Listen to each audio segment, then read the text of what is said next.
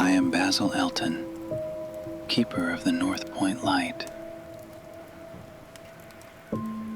that my father and grandfather kept before me.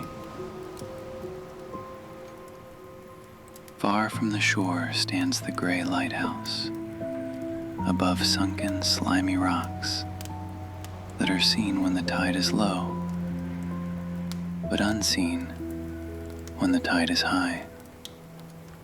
Past that beacon for a century have swept the majestic barks of the seven seas.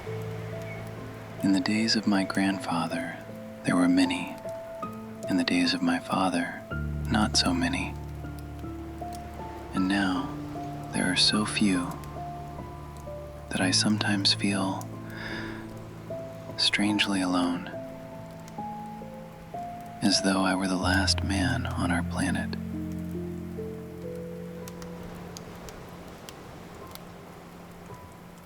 From far shores came those white-sailed argosies of old. From far eastern shores, where warm suns shine and sweet odors linger, about strange gardens and gay temples. The old captains of the sea came often to my grandfather and told him of these things, which in turn he told to my father. And my father told to me in the long autumn evenings when the wind howled eerily from the east.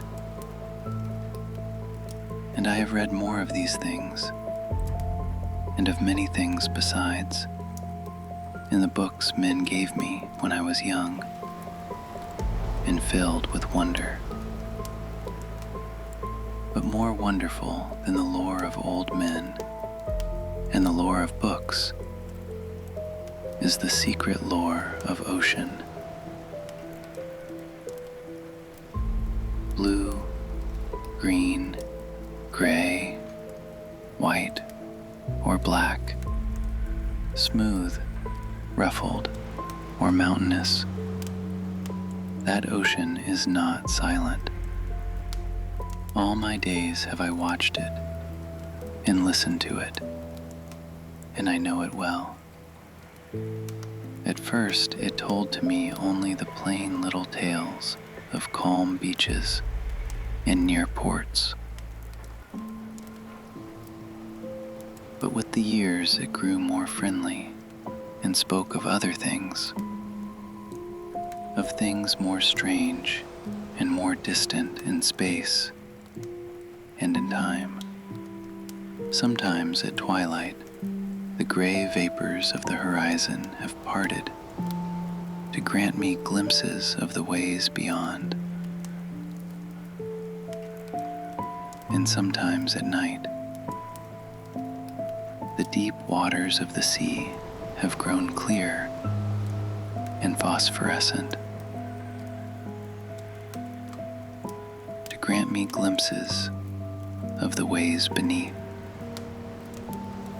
And these glimpses have been as often of the ways that were and the ways that might be as of the ways that are. For ocean is more ancient than the mountains, and freighted with the memories and the dreams of time.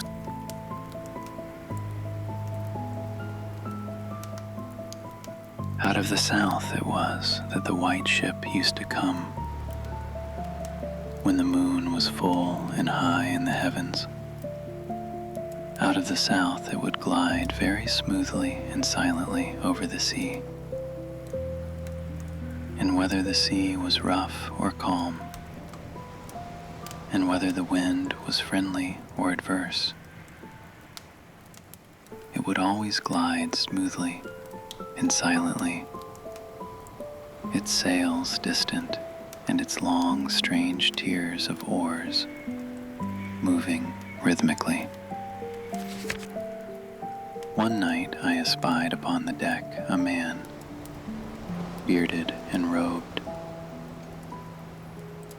and he seemed to beckon me to embark for fair, unknown shores. Many times afterward I saw him under the full moon, and ever did he beckon me.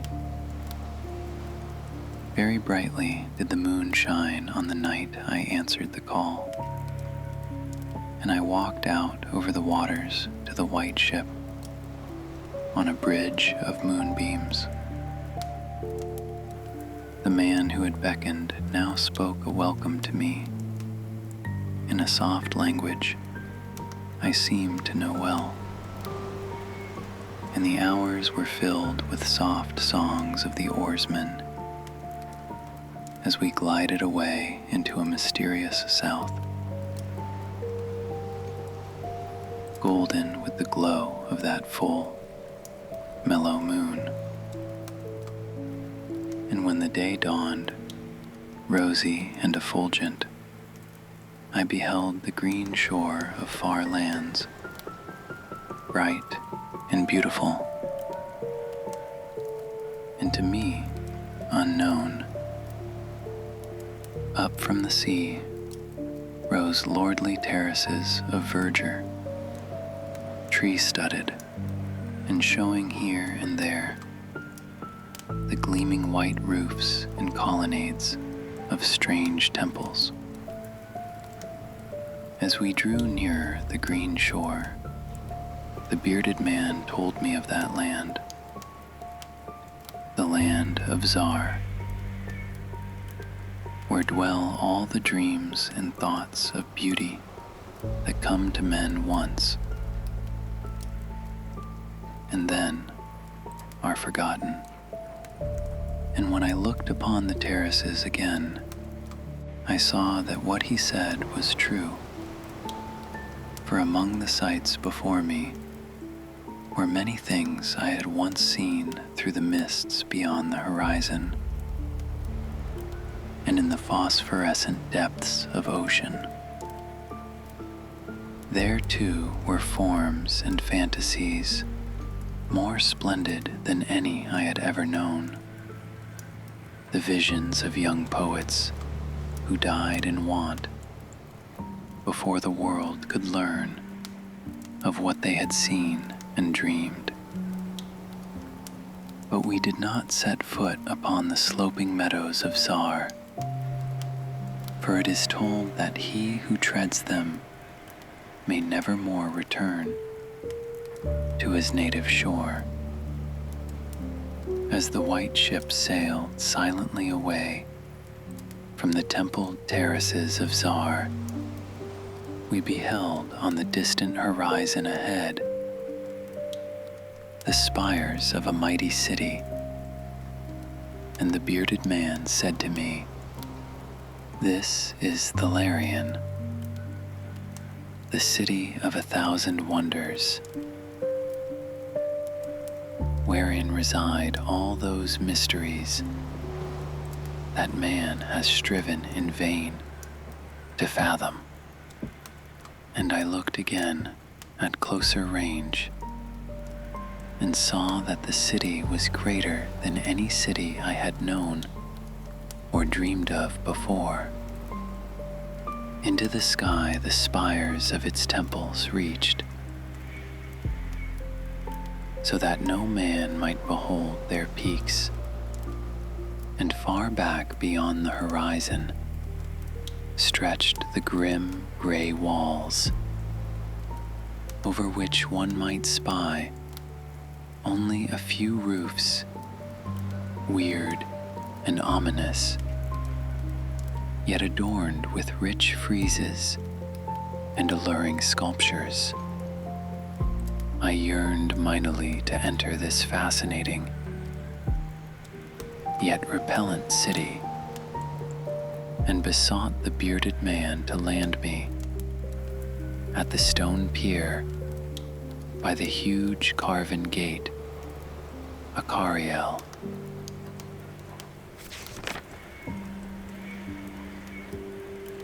But he gently denied my wish, saying, "Into Thalarion, the city of 1,000 wonders, many have passed, but none returned. therein walk only demons and mad things that are no longer men, and the streets are white with the unburied bones of those who have looked upon the eidolon Lothi that reigns over the city. So the white ship sailed on past the walls of Thalarion, and followed for many days a southward flying bird whose glossy plumage matched the sky out of which it had appeared. Then came we to a pleasant coast, gay with blossoms of every hue, where as far inland as we could see basked lovely groves and radiant arbors beneath a meridian sun. From bowers beyond our view came bursts of song and snatches of lyric harmony, interspersed with faint laughter so delicious that I urged the rowers onward in my eagerness to reach the scene. And the bearded man spoke no word, but watched me as we approached the lily-lined shore.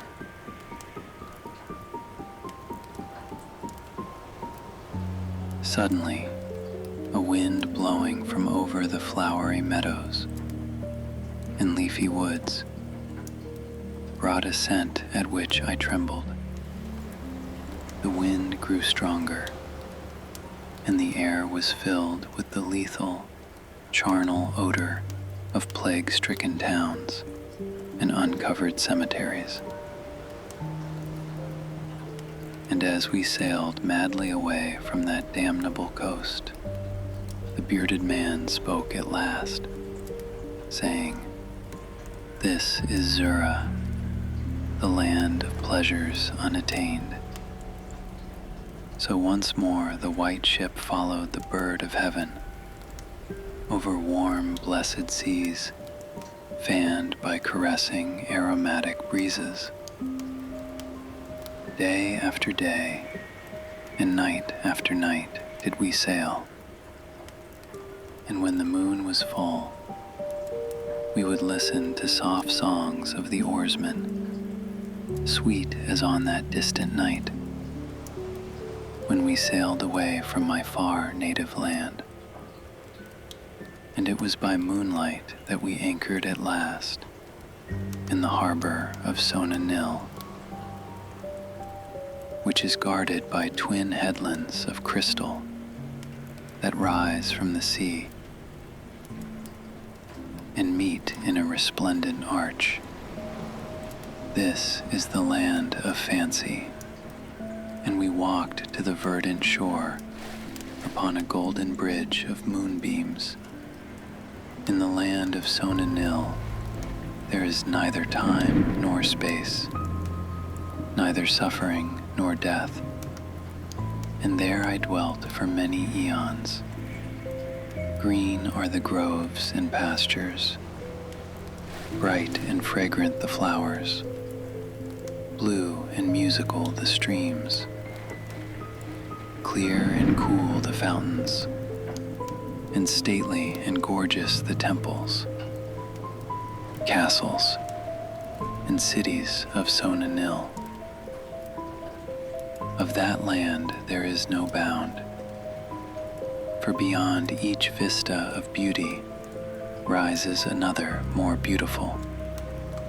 Over the countryside and amidst the splendor of cities rove at will the happy folk, of whom all are gifted with unmarred grace and unalloyed happiness. For the eons that I dwelt there, I wandered blissfully through gardens where quaint pagodas peep from pleasing clumps of bushes, and where the white walks are bordered with delicate blossoms.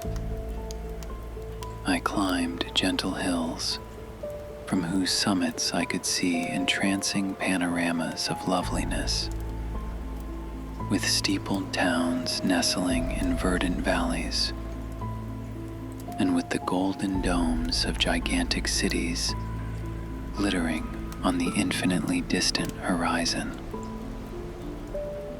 And I viewed by moonlight the sparkling sea, the crystal headlands, and the placid harbor wherein lay anchored the white ship. It was against the full moon one night, in the immemorial year of Tharp, that I saw outlined the beckoning form of the celestial bird, and felt the first stirrings of unrest. Then I spoke with the bearded man, and told him of my new yearnings to depart for remote Cathuria, which no man hath seen, but which all believe to lie beyond the basalt pillars of the west. It is the land of hope, and in it shine the perfect ideals of all that we know elsewhere, or at least so men relate. But the bearded man said to me, "Beware of those perilous seas, wherein men say Cathuria lies. In Sona Nil there is no pain nor death, but who can tell what lies beyond the basalt pillars of the west?" Natheless, at the next full moon, I boarded the white ship, and with the reluctant bearded man left the happy harbor for untraveled seas.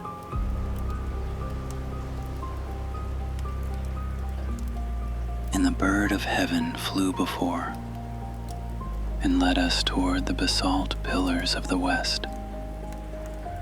But this time the oarsmen sang no soft songs under the full moon. In my mind, I would often picture the unknown land of Cathuria,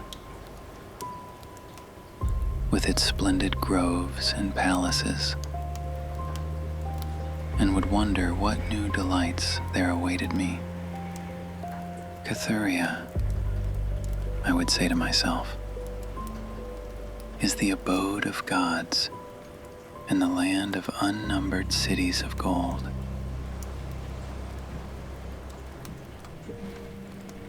Its forests are of aloe and sandalwood, even as the fragrant groves of Cameron, and among the trees flutter gay birds, sweet with song. On the green and flowery mountains of Cathuria stand temples of pink marble, rich with carven and painted glories, and having in their courtyards cool fountains of silver, where purl with ravishing music the scented waters that come from the grotto-born river Narg. And the cities of Cathuria are cinctured with golden walls, and their pavements also are of gold. In the gardens of these cities are strange orchids and perfumed lakes whose beds are of coral and amber. At night, the streets and the gardens are lit with gay lanthorns, fashioned from the three-colored shell of the tortoise. And here resound the soft notes of the singer and the lutenist. And the houses of the cities of Cathuria are all palaces, each built over a fragrant canal, bearing the waters of the sacred Narg. Of marble and porphyry are the houses, and roofed with glittering gold that reflects the rays of the sun and enhances the splendor of the cities as blissful gods view them from the distant peaks. Fairest of all is the palace of the great monarch Dorieb,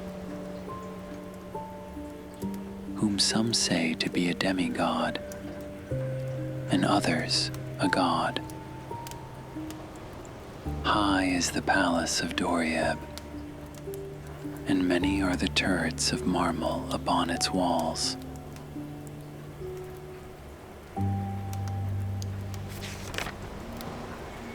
In its wide halls, many multitudes assemble, and here hang the trophies of the ages, and the roof is of pure gold, set upon tall pillars of ruby and azure, and having such carven figures of gods and heroes that he who looks up to those heights seems to gaze upon the living Olympus. And the floor of the palace is of glass, under which flow the cunningly lighted waters of the Narg, gay with gaudy fish, not known beyond the bounds of lovely Cathuria. Thus would I speak to myself of Cathuria, but ever would the bearded man warn me to turn back to the happy shores of Sona Nil. For Sona Nil is known of men, while none hath ever beheld Cathuria.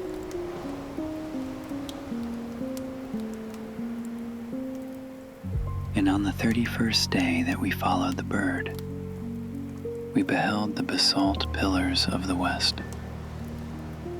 Shrouded in mist they were, so that no man might peer beyond them or see their summits, which indeed some say reach even to the heavens. And the bearded man again implored me to turn back, but I heeded him not. For from the mists beyond the basalt pillars, I fancied there came the notes of singer and lutenist, sweeter than the sweetest songs of Sona Nil, in sounding mine own praises, the praises of me, who had voyaged far under the full moon and dwelt in the land of fancy. So to the sound of melody, the white ship sailed into the mist betwixt the basalt pillars of the west.